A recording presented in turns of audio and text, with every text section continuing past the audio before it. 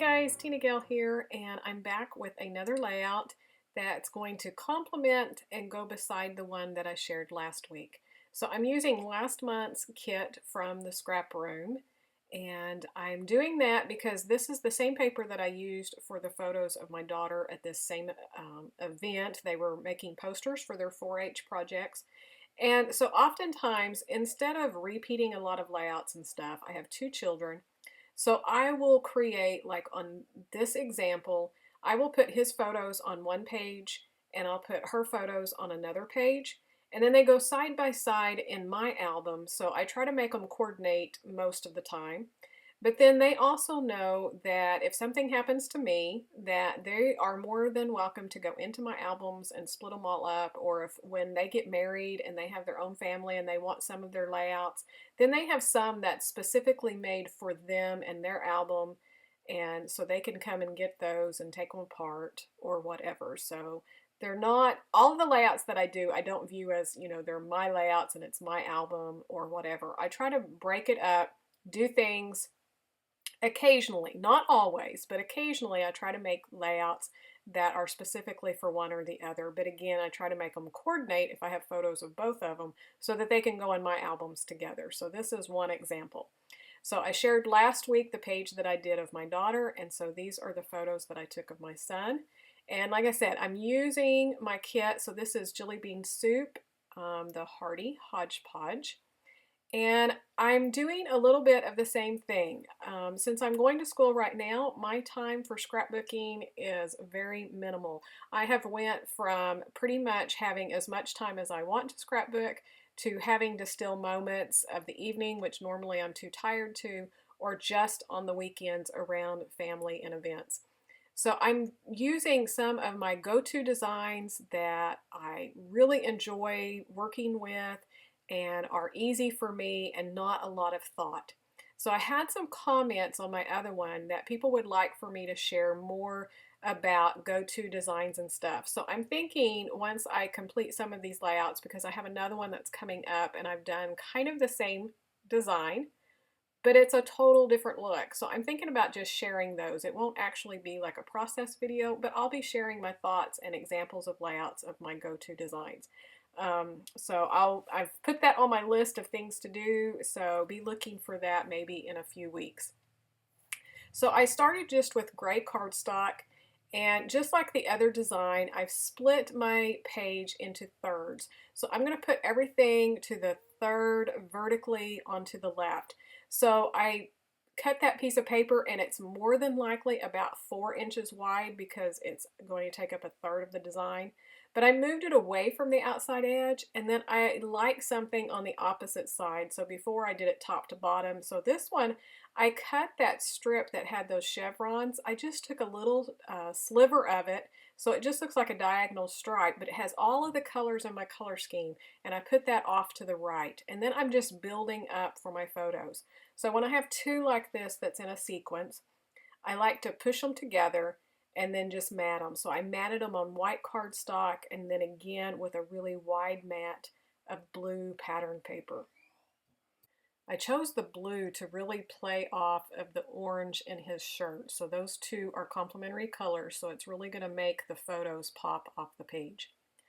And then I chose the blue paper that has the little circles and the stars for the wide piece of paper because it's really low-key, it's a repeating pattern, it's not real vibrant, so it makes a good background paper. Then I wanted just a little bit more to kind of separate those, and originally I'd really thought it was going to be that peachy color with the hearts and stuff. I thought that that was going to look good along with his shirt.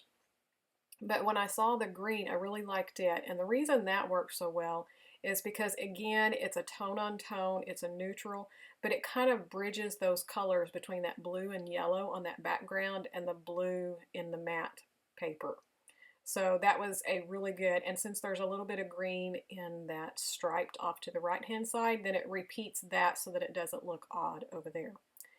And then I wanted just a little bit more, and I thought putting a banner strip behind the photos would be just another little added piece that would really finish off the layout. So again, I wanted something that wasn't going to compete with the photos and I really wanted something that was going to repeat all the colors like I had on the right hand side.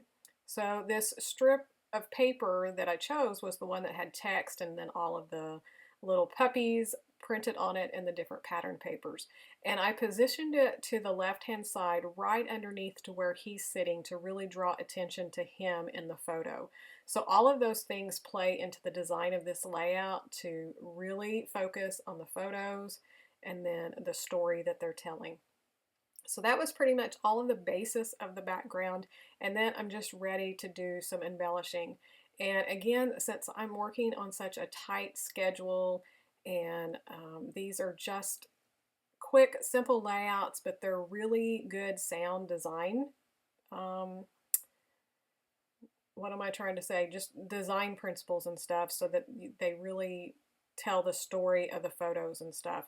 But one other thing that I'm trying to do is just stay within the kits, not pull anything from my stash. Normally I'll pull a few extra embellishments or things so that I can use up my stash.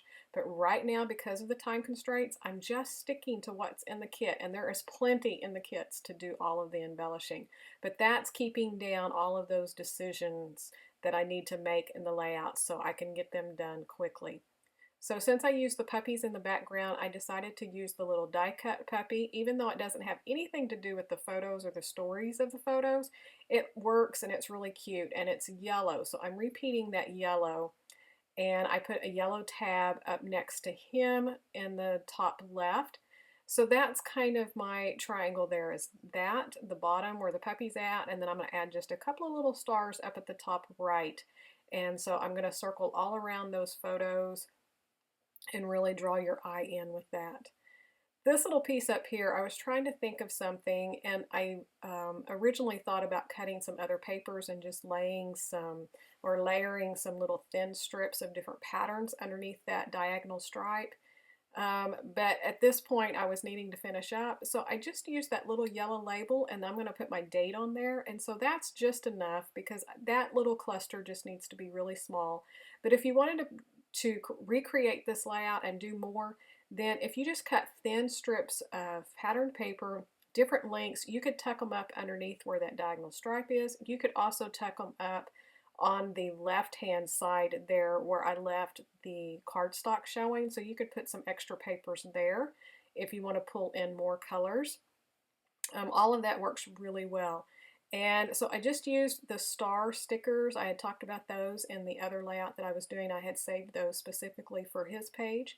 And then I'm just taking my journal pen and just drawing around the outside edges. This is something that I do. Sometimes I ink with distress inks, and sometimes just a little bit of pen work will do all of that as well.